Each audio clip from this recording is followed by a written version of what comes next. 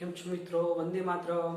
આપણે પ્રક્ષેપ ગતિમાં ઘણા અલગ અલગ દાખલા અલગ અલગ વેરાયટીના જોયા. કોન્સેપ્ટ એક સરખો જ આવે છે બધામાં. હવે એનથી એક સ્ટેપ ઉપર જઈએ છીએ આપણે પ્રક્ષેપ ગતિમાં જ, પણ હવે ત્રાંસા સમતલ ઉપર પદાર્થ ગતિ કરતો હોય તો જો પ્રક્ષેપ ગતિ બે રીતે આપણે કરી શકીએ છીએ. એક તો જમીન ઉપરથી ફેંકીએ કે જમીન ઉપર પદાર્થ આવે, એટલે અહીંયાથી પદાર્થને ફેંકો અને પાછો જમીન ઉપર આ રીતે આવે તો આ રીતની ગતિ કહેવાય જમીન ટુ જમીન પ્રક્ષેપ ગતિ કહેવાય. પણ હવે આપણે ત્રાંસા સમતલ ઉપર જોઈએ છે. અત્યાર સુધી આપણે આવી જોઈ, પણ હવે આના ઉપર જઈએ છીએ કે કોઈ ત્રાંસુ સમતલ વાળી રીતનું, બરોબર, આલ્ફા ખૂણાવાળું કોઈ ત્રાંસુ સમતલ હોય અને એના ઉપર આપણે પ્રક્ષેપ કરીએ કોઈ પદાર્થને, તો હવે શું કરવાનું છે એ આપણે આ જોવાનું છે. તો જોજો, થોડું ધ્યાન આપજો. અહીંયા સૌથી પહેલા હું વાત તમને કહી દઉં કે આના જેવા જ મતલબ તમે સૂત્રનો ઉપયોગ નહીં કરી શકો, તમારે થોડુંક અંદર એડ કરવું પડશે. તો એ જોઈએ આપણે. તો હવે ત્રાંસા સમતલ ઉપર જે સૂત્ર આપણે આવા જમીન ટુ જમીન ઉપર જોયા હતા એના જેવા સૂત્ર મેળવવા માટે આમાં શું શું ધ્યાન રાખવું પડે, એના માટે શું કરીએ આપણે, આમાં x અક્ષ આપણે આ લેતા અને y અક્ષ આપણે ઉપર લેતા. પરંતુ આવા કોઈ દાખલા હોય ત્રાંસા સમતલમાં તો x અક્ષ આપણે આ લેવાની છે અને y અક્ષ આપણે આ લેવાની, જેથી આપણા દાખલા ઈઝી થઈ જાય. બરોબર, x ને y તો આપણે જ પસંદ કરવાની હોય. તો આપણે આવા દાખલામાં x અક્ષ આમ અને y અક્ષ આપણે આમ ધારશું. જ્યારે જમીનથી જમીન પ્રક્ષેપ ગતિ આવે તો x અક્ષ આપણું આ અને y અક્ષ આપણું ઉપરનું હોય છે. તો ત્રાંસા સમતલ ઉપર એ x અક્ષ આપણે આમ શિફ્ટ કરીએ એટલે આ x અક્ષ ધાર લઈશું આપણે અને આને આપણે y અક્ષ ધાર લઈશું.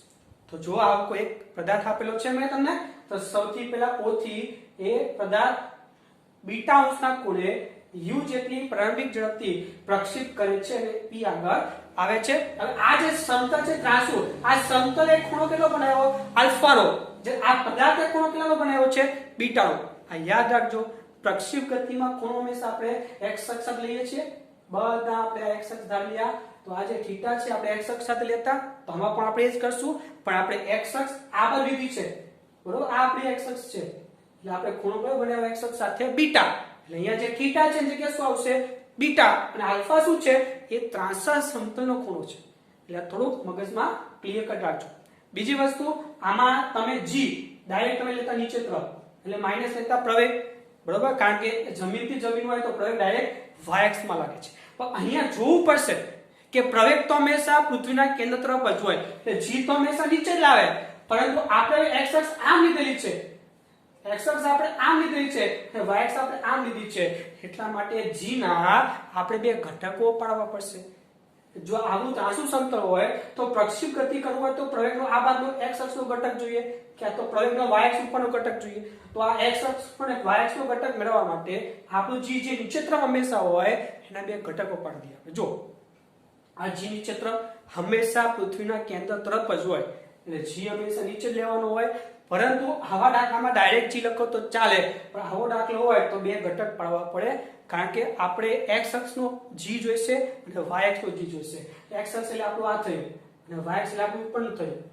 તો આ ઘટક અને આ ઘટક લેવા માટે આપણે બે ઘટકો પાડીએ. તો આલ્ફા ખૂણો આ 90, તો આ થઈ ગયું 90 - આલ્ફા, તો આ થઈ ગયો આલ્ફા.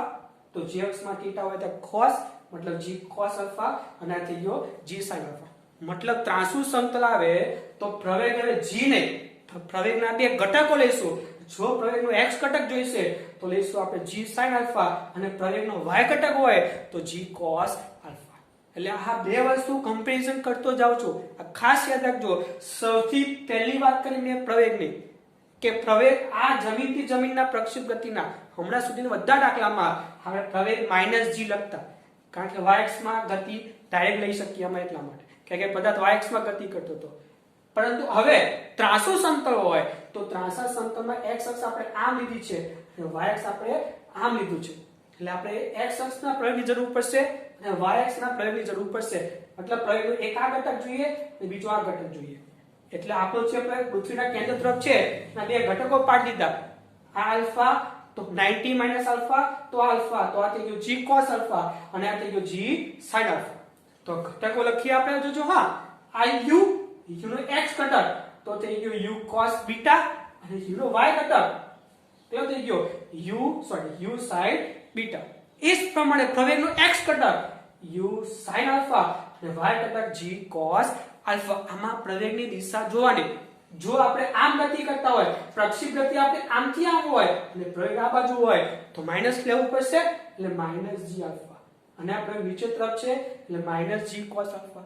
આપણે એક દાખલો જોઈશું જેમાં પ્રક્ષેપ ગતિ આપણે આમ કરાવશું, તો જો આમથી આ પ્રક્ષેપ ગતિ હોય તો આપણી ગતિની દિશામાં જ પ્રવેગ છે તો પ્લસ લઈશું આપણે, આ માઈનસ જ આવશે.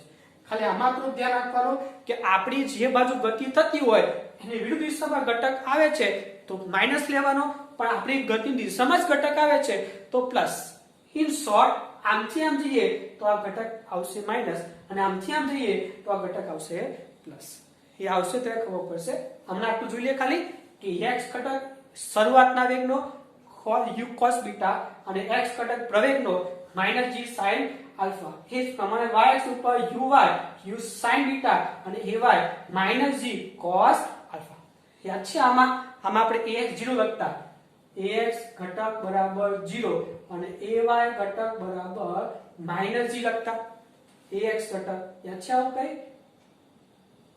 કારણ કે પ્રવેગનો x ઘટક 0 હતો, પ્રવેગનો y ઘટક માઈનસ g, એટલે આમાં એવું થશે નહીં. એટલે આના કરતા આ દાખલા થોડા અલગ છે, કોન્સેપ્ટ એ જ, પણ એમાં ઘટકો અલગ અલગ થઈ જશે. તો x ઘટક, પ્રવેગનો x ઘટક, આનો y ઘટક, પ્રવેગનો y ઘટક. હવે સૂત્ર મેળવીએ આપણે ઉડ્ડયન સમય માટેનો. ઉડ્ડયન સમય, કુલ ઉડ્ડયન સમય માટેનો. આપણને ખબર છે અહીંયાથી ગતિ કરી અહીંયા આવે ત્યાં સુધીમાં પદાર્થનો સમય જે હોય છે એને આપણે ઉડ્ડયન સમય કહીએ છીએ. તો જે x અક્ષથી શરૂ કરે છે તો પાછો x અક્ષમાં જ આવી ગયો, તેનો y સ્થાનાંતર શું થઈ ગયું 0. તો જો OP સ્થાનાંતર આ x અક્ષનું સ્થાનાંતર કહેવાય, તો પાછો x અક્ષથી શરૂ કર્યું અને પાછો x અક્ષ ઉપર આવી ગયો તો ym 0, તો ym બરાબર 0. તો સૂત્ર મૂકીએ, જો આ ym તો આનો પણ ym, આનો પણ ym લેવાનો, તો 0 ym કેટલો u sin beta minus half g cos alpha into tf square, આના ઉપર ત્યાં માઈનસ છે પેલી બદલી જઈએ, સાદું આપી દો, tf કેન્સલ, તો tf બરાબર 2u sin બીટા છેદમાં g cos આલ્ફા. તો 2u sin beta upon g cos alpha, આ શોર્ટકટમાં યાદ રાખવું છે. તો જો u sin બીટા ની જગ્યાએ શું લખાય uy, તો આ થઈ ગયું 2uy છેદમાં g cos આલ્ફા, તો g cos આલ્ફા શું લખાય ay, તો થઈ ગયું નીચે ay. એટલે આ રીતે લખી યાદ રાખવાનું છે આ રીતે 2uy છેદમાં ay, અને આ છે જમીન ઉપર મતલબ આ રીતના જે કોન્સેપ્ટ હતા એમાં સૂત્ર શું લખ્યું હતું, તો લખ્યું તો આપણે આવું tf 2u છેદમાં g, સોરી 2uy છેદમાં g. આમાં g આપણે ઘટક નતો લખતા, પણ આમાં ઘટક લખવો પડે કારણ કે આમાં g ડાયરેક્ટ લખાય, આમાં g ના ઘટક લખવા પડે. એટલે ખાલી આટલો ફરક છે. આ જમીનથી જમીન તો 2uy g, આ જમીન ત્રાંસા સમતલ ઉપર છે તો છેદમાં એનો y ઘટક લખવો પડે. એટલે આ બધું ગોખવાની કોઈ જરૂર નથી, ખાલી તમે જે જમીનથી જમીનના સૂત્ર યાદ રાખ્યા છે એ જ સૂત્ર આમાં લાગુ પડશે. ખાલી જોવાનું શું, ઘટકો લેવાના, ડાયરેક્ટ g લખવાનું નહીં. બરોબર છે. હવે મહત્તમ ઊંચાઈ માટે તો સેમ વસ્તુ, શરૂઆત આ મહત્તમ ઊંચાઈ લ્યા, અહીંયાથી જે ઊંચાઈ કાપે આ મહત્તમ ઊંચાઈ કહેવાય. તો આપણે ym શોધવાનો છે. શરૂઆતનો ym છે આપણી પાસે, એનો પ્રવેગનો ym છે, સમય છે તો આપણી પાસે, તો ડાયરેક્ટ લઈ શકીએ આપણે આ સૂત્ર. મહત્તમ ઊંચાઈ એટલે v નો ym અંતિમ 0, શરૂઆતનો u sin બીટા તમે જોયું છે શરૂઆતનો, અને પ્રવેગ છે આપણી પાસે માઈનસ g cos θ. તો હવે આપણે શું કરી શકીએ, x બરાબર અથવા y બરાબર g લખવું હોય, બરાબર. તો શું થયું, y બરાબર vy² minus uy² upon 2ay, ઘટકો ભૂલવા નહીં. તો આ થઈ ગયું 0, આ થઈ ગયું u² sin² બીટા, અને આ થઈ ગયું minus 2g cos θ, minus minus plus થઈ ગયું. તો x u² sin² બીટા છેદમાં 2g cos θ. હવે આને આપણે આ લખવું શું લખાય, તો જો u sin બીટા આખાનો વર્ગ એટલે થઈ ગયું uy² છેદમાં 2g cos θ. g cos θ મતલબ અહીં આલ્ફા છે, sorry g cos alpha, g cos alpha. તો અહીંયા શું થઈ ગયું, g cos આલ્ફા એટલે કયો ઘટક લખી શકીએ આપણે, g cos આલ્ફા એટલે y ઘટક પ્રવેગનો, તો લખી શકો અહીંયા ay 2ay. તો આ થઈ ગયું શું આપણા માટે કે ભાઈ uy² upon 2ay. યાદ છે, જમીનથી જમીન માટે શું લખતા આપણે h બરાબર જમીનથી જમીન માટે uy² આ છેદમાં 2g આ જમીનથી જમીન માટે આ સૂત્રમાં જોયું તો આપણે આમાં ફરક શું ઉપરથી uy² છે છેદમાં 2g જગ્યાએ પ્રવેગનો કયો ઘટક લેવાનો છે y ઘટક આટલું યાદ રાખવાનું છે તો આ થઈ ગયું x માટે આવું જ અવધિ માટે હવે અવધિ માટે સૂત્ર યાદ રાખવાનું ડાયરેક્ટ આવું સૂત્ર નહીં મળે તો કે લખશું આપણે તો અવધિ એટલે આપણી પાસે x O થી p નું અંતર થાય ખાસ યાદ રાખજો કે આવા દાખલામાં પ્રક્ષેપ ગતિમાં x અક્ષનો વેગ અચળ આવતો હતો એટલે આપણે x અક્ષનું અંતર શોધવું હોય અવધિ શોધવી હોય તો વેગ બરાબર અંતરના છેદમાં સમય તો અંતર બરાબર વેગ ગુણ્યા સમય લઈ શકતા હતા જમીનથી જમીન માટે જ્યારે અહીંયા આપણો પ્રવેગ અચળ નથી આપણો વેગ પણ અચળ નથી બંને બદલાય છે આ દાખલામાં આપણો વેગ પણ બદલાય છે વેગ પણ બદલાય છે પ્રવેગ પણ બદલાય છે આ બંને વસ્તુ બદલાતી હોય તો આપણો વેગ અચળ રહેવાનો નથી જો વેગ અચળ ના રહે તો વેગ બરાબર અંતર ભાગ્યા સમય લઈ શકાય નહીં એટલે ખાસ યાદ રાખજો નોંધ કરી રાખજો આવા દાખલામાં ડાયરેક્ટ x અક્ષ ઉપરનું અંતર x અક્ષનો વેગ ગુણ્યા સમય લઈ શકાય કારણ કે વેગ અચળ હોય એટલે આ દાખલામાં વેગ અને પ્રવેગ બંને બદલાય છે માટે ડાયરેક્ટ સૂત્ર લઈ શકાય નહીં વેગ બરાબર અંતર ભાગ્યા સમય વાળો તો પછી આ સૂત્ર ઉપયોગ કરવાનો v0t + ½ at² પણ એક્સિયમ તો બંનેના એક્સિયમ લેવાના છે અને અહીંયાનું અંતર શોધવું છે આપણે તો ટોટલ સમય શું થાય tf થાય તો t જગ્યાએ tf તો શું થઈ ગયું x ની જગ્યાએ અવધિ r ux ને u cos β tf - g sin α * tf². આ સૂત્રમાં કિંમત મૂકી દેવાની જે મળે બધી સાદું આપી દેશો એટલે અવધિ મળી જશે એટલે ખાસ યાદ રાખજો આ દાખલાનો કોન્સેપ્ટ અને આ દાખલાનો કોન્સેપ્ટ થોડોક ફરક છે આમાં ડાયરેક્ટ g x અક્ષનું અંતર ડાયરેક્ટ લખી શકાય વેગ ગુણ્યા સમય ઉપરથી પણ આમાં g ના ઘટકો લેવા પડે અને ડાયરેક્ટ x અક્ષનું અંતર લખી શકાતું નથી જો કે આ સૂત્ર તમે શોર્ટકટ યાદ રાખી લો એટલે તમને આવડી જવાના છે રીત નહીં આવે તો વાંધો નહીં પણ આ કોન્સેપ્ટ તમને ખબર પડવી જોઈએ ઘટકો વાળી બસ દાખલા જોઈએ તો ખ્યાલ આવશે જો હવે દાખલો છે કે આકૃતિમાં ત્રાંસા સમતલ પર પ્રક્ષેપ ગતિ કરતા પદાર્થ માટે સૌથી પહેલા tf બીજું h ત્રીજું r અને ચોથું જમીન ઉપર અથડાય ધ્યાન હવે પણ અહીંયા અથડાય ત્યારે જે વેગ મળે પરિણામી વેગ એ શોધવાનું છે તો સૌથી પહેલા જોઈએ આપણે ઘટક પાડી દઈએ તો આ 37 આ શરૂઆતનો વેગ 100 તો શરૂઆતનો એક્સિયમ થાય 100 cos 37 એટલે કે cos 37 મતલબ 4/5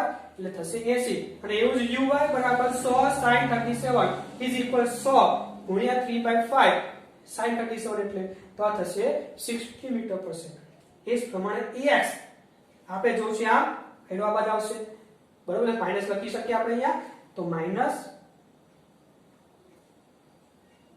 તો શું થાય -g sin 37 -10 sin 37 मतलब 3/5 तो -6 मीटर पर सेकंड स्क्वायर અને ay આવશે નીચે એટલે માઈનસ આવશે g cos 37 તો આવશે -8 મીટર પર સેકન્ડ સ્ક્વેર પણ મિત્રો એક વસ્તુ યાદ રાખજો આ માઈનસ કેને લેવાનું કે તમે જ્યારે કોઈ સમીકરણ લેતા હોય રીતના અને એમાં કિંમત મૂકી હોય તો આની કિંમત માઈનસ લેવાની પણ તમે જે સૂત્ર સાબિત કર્યા છે એ સૂત્રમાં ઓલરેડી તમને g માઈનસ લીધેલો છે એટલે તમે જો ડાયરેક્ટ સૂત્ર કોઈ ઉપયોગ કરવા આવું કોઈ સૂત્ર તો એમાં માઈનસ લેવું નહીં તમે જો આવું સમીકરણ લો તો જ એમાં g ની કિંમત માઈનસ લેવાની બાકી લેવાનું નહીં બાકી આવા ડાયરેક્ટ સૂત્રમાં લેવાની કોઈ જરૂર નથી કારણ કે તમે આ સૂત્ર સાબિત કર્યું છે ત્યારે ઓલરેડી માઈનસ લીધેલું જ છે તો ફરીથી લેવાની કોઈ જરૂર નથી તો જોઈએ આપણે સૌથી પહેલા tf તો tf ની કિંમત 2uy / ડાયરેક્ટ યાદ રાખી લેવાનું તો શું થાય 2uy uy ની કિંમત 60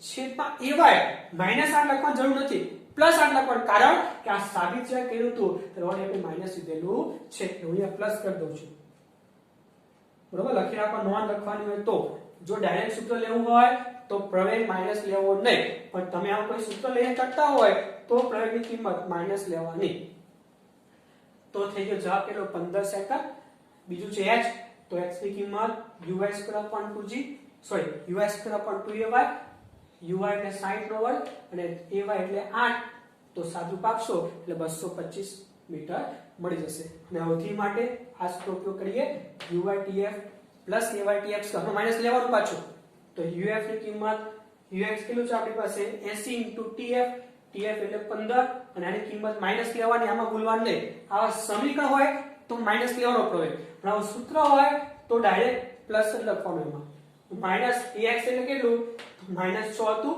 માઈનસ 6 અને tf એટલે 15 નો વર્ગ, સાદું પાપ એટલે 1200 માઈનસ 675 એટલે 525 મીટર જવાબ થાય.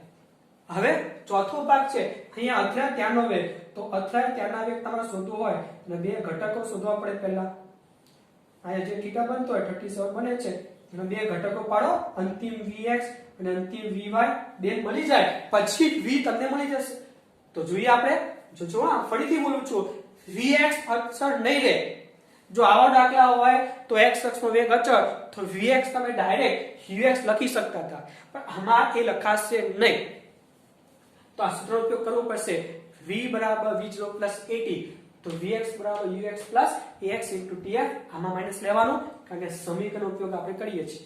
આવા સમીકરણ હોય તો પ્રવેગ માઈનસ લખવાના, જે આવેલા એ -6 15 એટલે આવશે -10 મીટર પર સેકન્ડ. અને vy uy ay tf તો શું આવશે 60, ay ની કિંમત -8 tf ની કિંમત 15 તો આવશે જવાબ -60. બરોબર.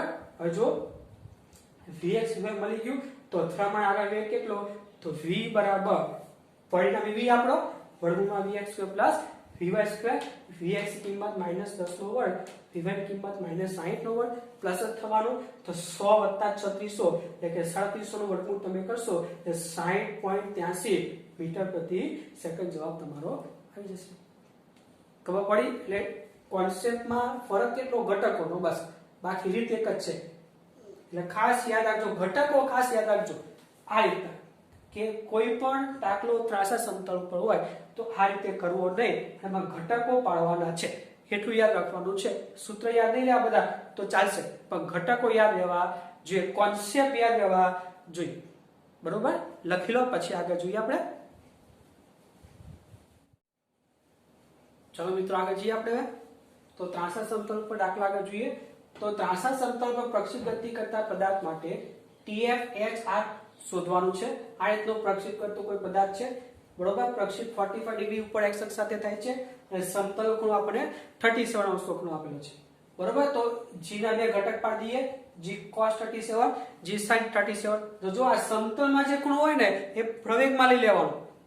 જ્યારે પ્રક્ષેપ ગતિનો કોઈ ખૂણો લેવાનો હોય તો 45 લેવાનું થશે. યાદ રાખવાનું, પ્રક્ષેપ ગતિમાં કોઈ ઘટક લેવાનું થાય તો 45 અંશનો લેશું ખૂણો, અને પ્રવેગનો ઘટક લેવાનું થાય તો આપણે 37 અંશનો ખૂણો લઈશું. તો આ શોધવા માટે પહેલા ઘટકો શોધી લઈએ. તો ux તો શું થાય, u cos 45 એટલે કે u છે 10√2, cos 45 1/2 એટલે થઈ ગયું 10, uy u sin 45 એટલે થઈ ગયું 10√2 * 1/√2 તો થઈ ગયું 10 મીટર પ્રતિ સેકન્ડ. આ જ પ્રમાણે ax ની કિંમત લો તો આપણે જવું છે પ્રક્ષેપ ગતિ, આપણે આમ કરીએ છીએ અને પ્રવેગનો ઘટક આ બાજુ છે, તો આપણે જે બાજુ પ્રક્ષેપ ગતિ કરીએ એને વિરુદ્ધ દિશામાં ઘટક છે. તો -g sin 37, g ની કિંમત 10, sin 37 મતલબ 3/5 તો થઈ ગયું -6 મીટર પ્રતિ સેકન્ડ સ્ક્વેર. એવો y ઘટક નીચે તરફ છે તો -g cos 37, cos 37 મતલબ 4/5 તો આ થઈ ગયું -8 મીટર પર સેકન્ડ સ્ક્વેર. મેં આગળ પણ કીધું છે, આ -6 -8 ક્યારે લેવાના, જો તમે કોઈ સમીકરણ વાપરો તો જ, બાકી ડાયરેક્ટ સૂત્ર લો તો માઈનસ લેવાનું નહીં, પ્લસ પર લેવાનું. કારણ કે આપણે જે સૂત્ર સાબિત કર્યા છે એમાં ઓલરેડી આ માઈનસ આપણે લઈ લીધેલું હતું. પણ કોઈ સમીકરણ લખો, v0t + r3d² છે, v0 + 80 કોઈ પણ સમીકરણ લો તો એમાં હોય તો માઈનસ લેવાનું, બાકી નહીં. બરોબર. તો સૌથી પહેલા tf શોધીએ. ડાયરેક્ટ સૂત્ર યાદ રાખો, સૌથી ઈઝી પડે. 2uy / ay, uy 10 અને ay +8, કારણ કે ડાયરેક્ટ સૂત્ર લઈએ છીએ ઉપયોગ એટલે. તો જવાબ આવશે આ થશે 20/8 એટલે કે 5/2 સેકન્ડ. એ પ્રમાણે x = uy² / 2ay, uy મતલબ 10 નો વર્ગ, ay મતલબ કેટલું છે આપણી પાસે +8 તો થશે 100/16 મતલબ 6.25 મીટર. ત્રીજું છે અવધિ. અવધિ માટે આપણે સૂત્રનો ઉપયોગ કરવો પડશે. એટલે હવે પ્લસ માઈનસ લેવાનું જોવાનું.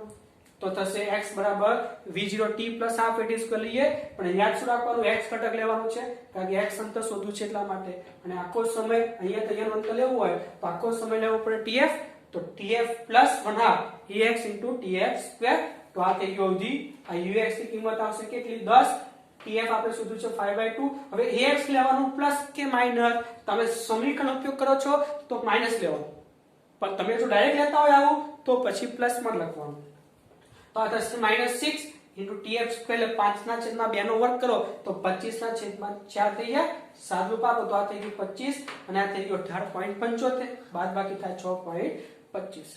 આ રીતે ત્રાંસા સમતલ હોય તો બહુ ખાસો કે ફરક નથી, ખાલી ઘટકો લખી દેવાના પહેલા અને પછી સૂત્ર મૂકી દો, એકદમ ઈઝી થઈ જશે. બરોબર, ઘટકો લખતા હોવા જોઈએ. જો નેક્સ્ટ જોઈએ હજી ત્રાંસા સમતલ ઉપર પ્રક્ષેપ ગતિ કરતા પદાર્થ માટે સેમ tf h અને r શોધો, પણ આના કરતા થોડોક અલગ છે. અહીંયા પ્રક્ષેપ ગતિ આપણે આમ કરીએ છીએ, જ્યારે મેં પ્રક્ષેપ ગતિ આ રીતે બતાવી છે, સૂત્ર તો એ જ વાપરવાના, પણ પ્લસ માઈનસ જોવાનું. જોજો આપણે આ g નો ઘટક એક આવશે આ બાજુ g cos 37 અને બીજો આવશે g sin 37, તો આ જે ઘટક છે તમે જો ધ્યાનથી આ બાજુ છે અને પ્રક્ષેપ ગતિ આપણે આ બાજુ કરીએ છીએ અને પ્રવેગનો ઘટક પણ આ બાજુ જ છે, તો જો આપણે જે બાજુ ગતિ કરતા હોય અને જો એ બાજુ પ્રવેગનો ઘટક હોય તો પ્લસ લેવાનું. જાવા દાખલામાં ગતિ આપણી આમ હતી, જે ઘટક આપણે આ બાજુ હતો એટલે ગતિની વિરુદ્ધ દિશામાં હતો એટલે પ્રવેગમાં આપણે માઈનસ લેતા એ ઘટકમાં હો, બાકી y ઘટક તો માઈનસ આમાં પણ આવશે અને આમાં પણ આવશે, ખાલી x ઘટક જોવો પડે, ગતિની વિરુદ્ધ દિશામાં તો માઈનસ અને જે દિશામાં જાવ છો એ દિશામાં હોય તો પ્લસ. તો જોઈએ આપણે હવે ux u cos 53, ફરીથી કહું છું પ્રવેગનો ઘટક લેવો હોય તો θ સમતલ વાળો લેવાનો, અને જો ux અને uy લેવું હોય તો પ્રક્ષેપ ગતિનું જે ખૂણો હોય એ લેવાનો, તો થશે u cos 53, આ બાજુ x ઘટક આવશે બરોબર, પણ તમે જે ગતિમાં છો એ દિશામાં વેગ છે એટલે પ્લસ, અને અહીંયા vy આવશે, સોરી uy, y ઘટક ઉપર x ઘટક આ બાજુ, પણ તમે જે દિશામાં ગતિ કરો છો એ દિશામાં છે એટલે પ્લસ u cos 53, cos 53 એટલે 3/5, તો આ થઈ ગયું 30 મીટર પર સેકન્ડ, અને uy એટલે કે u sin 53, u એટલે 50 sin 53 એટલે 4/5, તો આ થઈ ગયું 40 મીટર પર સેકન્ડ. હવે આનો ખૂણા યાદ રાખી લેવા તો દાખલા ઈઝી થઈ જાય એટલા માટે. પછી ax છો મેં પ્લસ લખ્યું છે અહીંયા, ax એટલે આ બાજુ છે, પરંતુ તમે જાવ છો આ બાજુ અને એક બાજુ ઘટક છે એટલે પ્લસ g sin 37, 10 × 3/5 એટલે આ થઈ ગયું +6, અને y ઘટક તો નીચે જ છે એટલે માઈનસ જ આવશે, -g cos 37 એટલે -10 4/5 -8 મીટર પર સેકન્ડ સ્ક્વેર.